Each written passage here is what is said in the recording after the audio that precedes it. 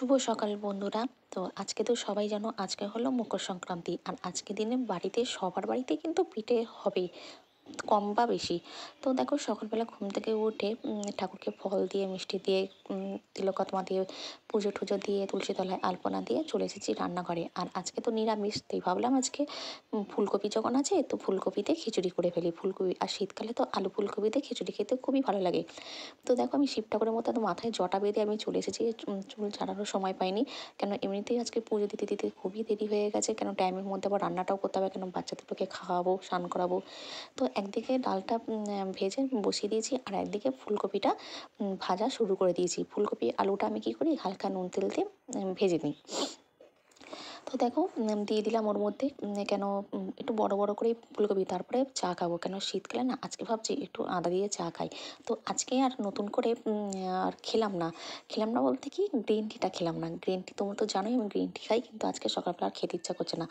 তো ফুলকপি আলুটা ভাজা হয়ে যাওয়ার সাদা থাকলেও আমি কী করলাম, শীষ পালংটা ছিল শীষ পালংটা করলাম। তো খিচুড়ির সাথে একটুখানি শীষ পালং খেতে ভালোই লাগে, বা শীষ পালং হোক কি পালংই হোক। তো দেখো খাওয়া দাওয়া রান্নাবান্নাটা খুবই সুন্দর হয়েছিল, খিচুড়িটাও সুন্দর হয়েছিল, আর শীষ পালংটাও খুব সুন্দর ছিল। আর শীষ পালংয়ের ডাঁটাগুলো চিবাতে আমার খুব ভালো লাগে। তোমাদের কার কার ভালো লাগে সেটা কমেন্ট করে বলো। আর দেখো কথা বলতে বলতে তো তোমাদের সামনে তো বলতে ভুলেই গেছি, welcome to Malabika family blog. আমার পর্যন্ত তোমাদের হচ্ছে স্বাগত। তো দেখো তাড়াতাড়ি করে এখনও খিচুড়িটা দেখলাম একটুখানি বাকি আছে। তো আর একটুখানি জলটা দিয়ে দিলাম, দিয়ে এবার বাদ বাকি কাজগুলোকে সেরে নেবো। তারপরে একটুখানি চা খাবো, এখনও চাটা আমি খাওয়া হয়নি, চাটা খাবো। তারপরে সমস্ত দেখো কাজ বাজ কমপ্লিট করে গ্যাসটা আবার মুছে তো পায়েসটা বসিয়ে দিয়েছিলাম। আর এইটা পায়েসটা আমি করছি গুড়ের পায়েস। অনেকে বলে যে গুড়ের পায়েস নাকি তাদের নাকি কেটে যায়, কিন্তু আজ পর্যন্ত আমি গুড়ের পায়েস করেছি, কোনো দিনই আমি কাটিনি। আর পায়েসটাও কিন্তু খুব সুন্দর টেস্টি হয়েছিল। তো দেখো আমি আবার শান্তদি করে চলে এসেছি। এবার খিচুড়ি করেছি, এবার বেগুনি করবো না তা কখনো হয়। তো চাটনি করেছি, বেগুনি করবো। তো পাঁপড়টা ভাজিনি, আর সময় পাইনি, তাই বেগুনিটা দেখো বেসনটা ব্যাটারটা করে নিয়েছি।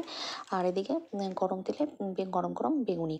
এরপর হচ্ছে খেতে বসবো। ছেলে একটুখানি পায়েস থেকে খেয়ে বললো, মা পায়েসটা কিন্তু খুব দারুণ হয়েছে। ছেলে পায়েস খেতে খুব ভালোবাসে, মেয়ে আবার খায় না পায়েসটা। তো দেখো আজকে এই যে খিচুড়ি, গরম গরম বেগুনি আর শেষ পালং পায়েস নিয়ে নিয়েছি, চাটনিটা পরে খাবো। তো এদিকে ছেলেও আজকে আবার মেয়ের দেখছি হঠাৎ আবার জ্বর এসেছে, তো ওকে আগে তাড়াতাড়ি করে খাইয়ে ওষুধটা খাইয়ে ঘুম পাড়িয়ে দিয়েছি। তারপর দেখো আমি খেতে বসেছি, আমার বর এসেছে, আমার বর আর আমি খাচ্ছি। এদিকে ছেলে কোলে এসে বললো, মা আমাকে একটুখানি দাও, ওর মুখে একটুখানি দিয়ে দিল, কেন পায়েস খেয়ে পেটটা ভরিয়ে ফেলেছে। একটুখানি খেলো, আর তারপর আর খেলো না। তারপরে আমি খেয়ে দিয়ে এবার ওদেরকে ঘুম পাড়াবো। ফাইনালি আমি এবার ওদেরকে ঘুম টুম পাড়িয়ে চলে এসেছি। কাজের যেন শেষ থাকে না, কি বলো বন্ধুরা। বাবা এসেছে, বাবাকে খেতে দেবো, এবার সন্ধ্যাবেলা করবো পাটিসাপটা। তার জন্য এখন আর ঘুমাবো না, এখন কেন পাটিসাপটার পুরটা তৈরি করব। আর ময়দাটা গুলে রাখবো, কেন আমি ময়দা দিয়ে করি, চাল গুঁড়ো দিয়ে করি না। তো চুলগুলো দেখো আমার যেন এলোমেলো হয়ে গেছে। তো সন্ধ্যে হয়ে গেছে, দেখতেই পাচ্ছ, চাটা খেয়ে দিয়ে ছেলে মেয়েদেরকে দুধ খাইয়ে চলে এসেছি আমার রান্নাঘরে। তো এটা প্রথম পাটিসাপটা, আর প্রথমটা দেখবে একটুখানি খারাপ হয়, এটা নিয়ম অনুযায়ী। প্রথম পাটিসাপটা দেখবে খারাপ মানে হয়ে যায়, কার হয় জানি না, কিন্তু আমার প্রথমটা আমার খারাপ বেরোয়। তারপর থেকে ভালোভাবেই হয়। তো এদিকে দেখো করে নিয়েছি পায়েসটা, তো তখন করে নিয়েছিলাম। এই দেখো আমার হচ্ছে রেডি পাটিসাপটা, কে কে খাবে চলে